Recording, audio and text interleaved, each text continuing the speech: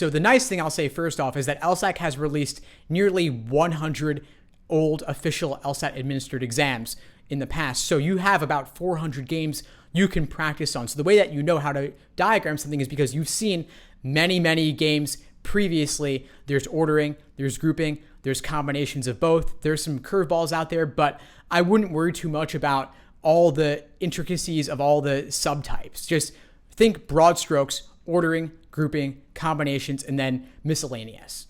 And so you look for keywords that tell you, is this an ordering game, or is it a grouping game, or something else altogether? The second thing I would say is if you're at a total loss for what to do, look at the first question of the game. LSAC actually gives you what I call an orientation question, kind of a warm-up, where they actually show you how they're thinking about the scenarios and how they lay them out. So look at that and just copy it for yourself. If you're in that position, just skip it, come back to it later. On the flip side, if it's the fourth game, again, that orientation question will be a good warm-up for you.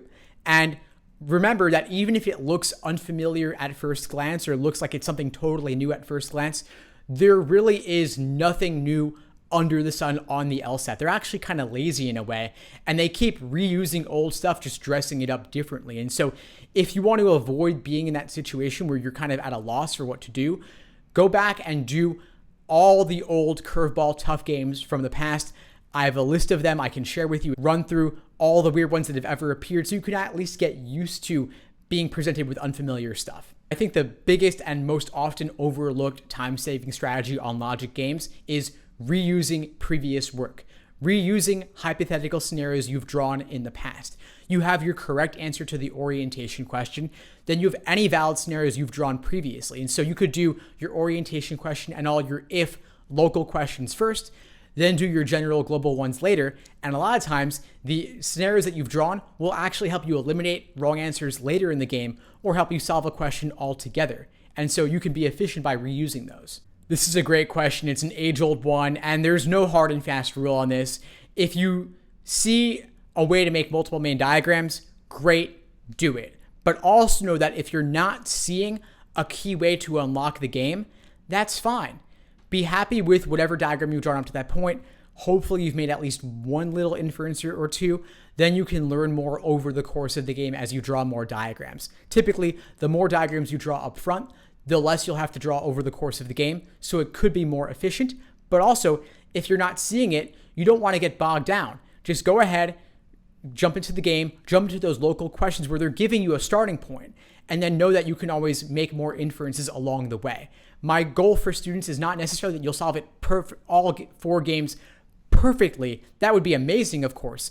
But what we really look to do realistically under timed conditions is solve maybe 2 or 3 of the games pretty efficiently, and then you build up a time bank where you can solve the 4th, maybe toughest game a little bit more slowly. And that's just the nature of it.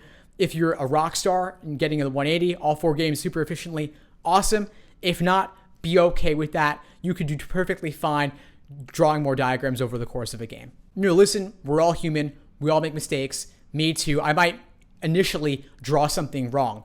But what I do to counteract that is I reread the rules and double check before going on to the questions.